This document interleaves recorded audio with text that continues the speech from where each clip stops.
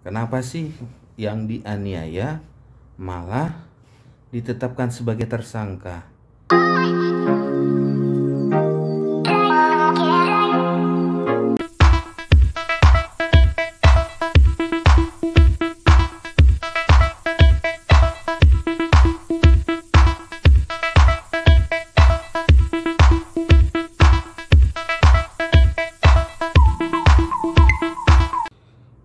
Selamat siang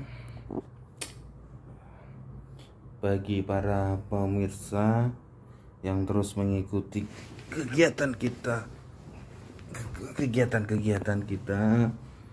ya. Pada saat ini saya Erwin Sibarani, pengacara unik, sedang berada di kota Tangerang, daerah Serpong, untuk melaksanakan kepentingan hukum klien. Saat ini istirahat. Ada beberapa pertanyaan bagi saya. Ada beberapa pertanyaan yang disampaikan kepada saya, Bang Erwin. Kasus-kasus yang baru-baru ini kok aneh ya? Kenapa sih yang dianiaya malah ditetapkan sebagai tersangka? Jadi begini, masyarakat, para pemirsa yang mengikuti Erwin Sibarani, pengacara unik, ya. Kenapa sih orang yang dipukuli, yang dihajar, tetapi malah ditetapkan sebagai tersangka? Jadi ini menjadi pertanyaan yang ada beberapa pertanyaan yang masuk ke saya. Saya jawab. Yang pertama adalah mari kita lihat kronologisnya dulu, ya. Jadi jangan sebagai masyarakat jangan langsung berpikiran negatif terhadap permasalahan-permasalahan yang ada dulu, ya. Jadi ingat, kronologis itu sangat penting. Kejadian itu sangat penting, ya. Ada dua yang bertanya kepada saya, ya, yang langsung kasus yang sama. Dia teraniaya, ya, dipukuli babak belur, malah dia yang ditetapkan sebagai tersangka. Sekali lagi, masyarakat yang bertanya kepada itu saya akan jawab hari ini. Lihat dulu saudara-saudara, kejadiannya seperti apa. Jadi kita jangan melihat sepotong, ya. Kita jangan melihat bahwa satu perkara itu hanya lihat ujungnya aja. Oh, ini kena pukul. Ya, mungkin judulnya dilihat, ya. Ini dipukuli, dianiaya, tetapi kok dia malah ditetapkan sebagai tersangka. Perlu diperhatikan, saudara-saudara, adalah di dalam perkelahian, di dalam penganiayaan, itu dibutuhkan yang namanya visum, ya. Ketika visum ini sudah muncul, ya, katakan seseorang memukuli si A, memukuli si B, ya.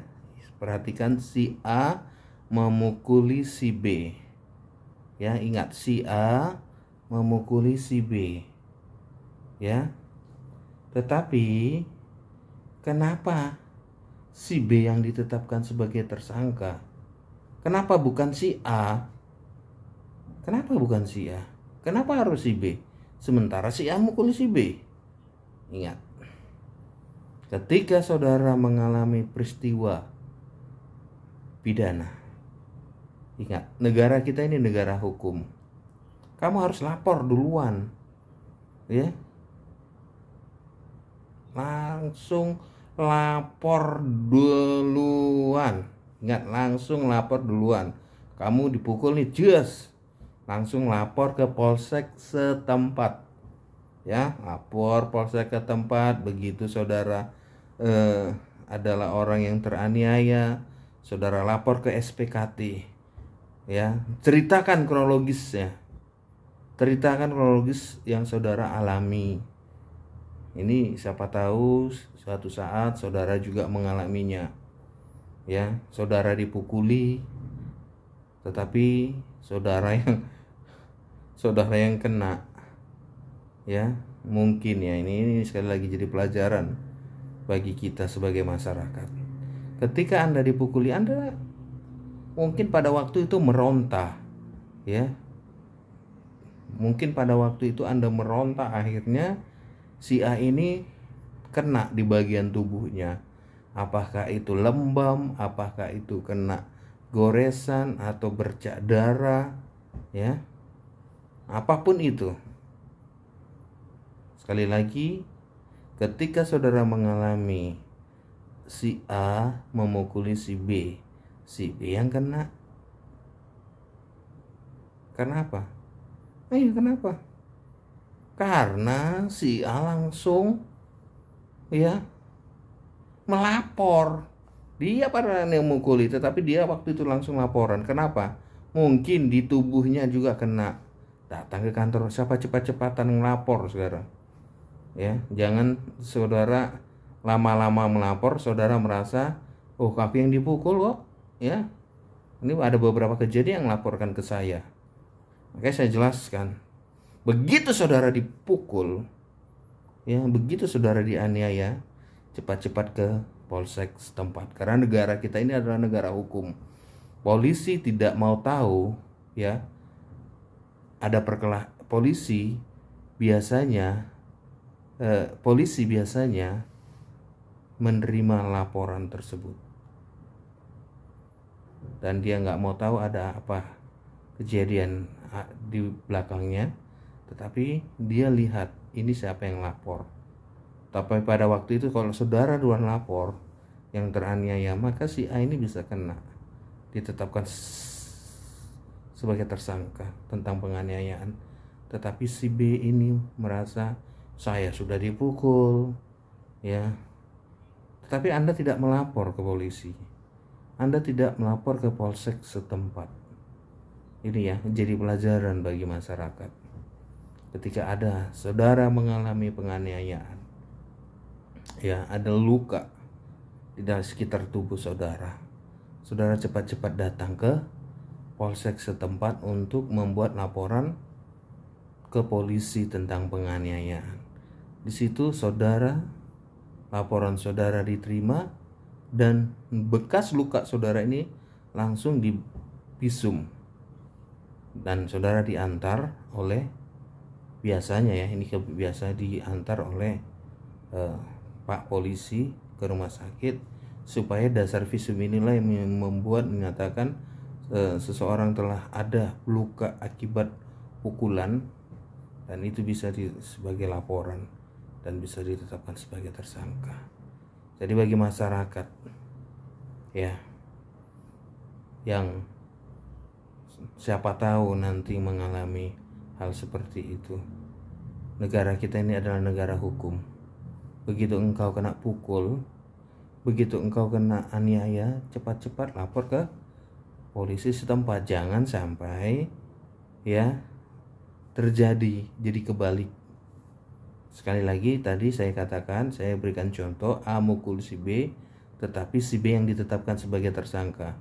Bisa jadi pada waktu pas dipukul si B ini mengenai mungkin wajah si A terkena, dan si A ini cepat-cepat langsung lapor ke polsek setempat sehingga si B ini ditetapkan sebagai tersangka.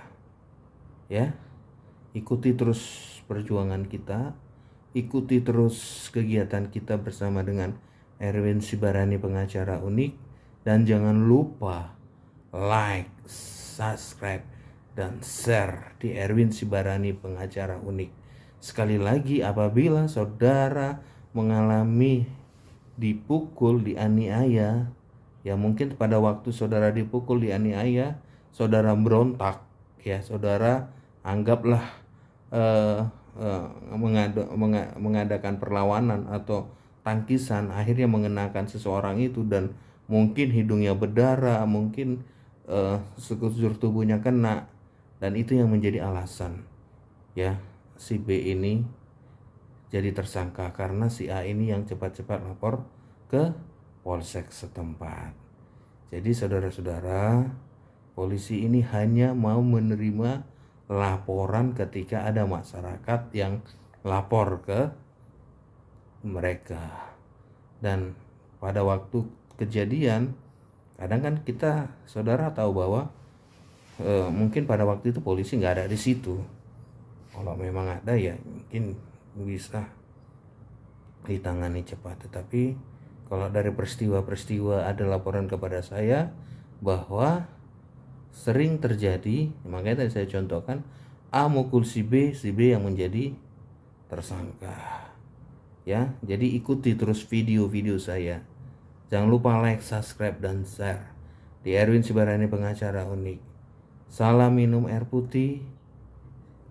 Apabila saudara-saudara membutuhkan ya konsultasi hukum, ya komen di bawah. Saya akan jawab pertanyaan-pertanyaan saudara. Saya akan memberikan jalan keluar bagi masalah saudara, baik masalah pidana maupun masalah perdata, dan apapun itu gratis saudara. Saya tidak memungut biaya 1 rupiah pun ketika saudara konsultasi hukum kepada saya. Ya, salam minum air putih.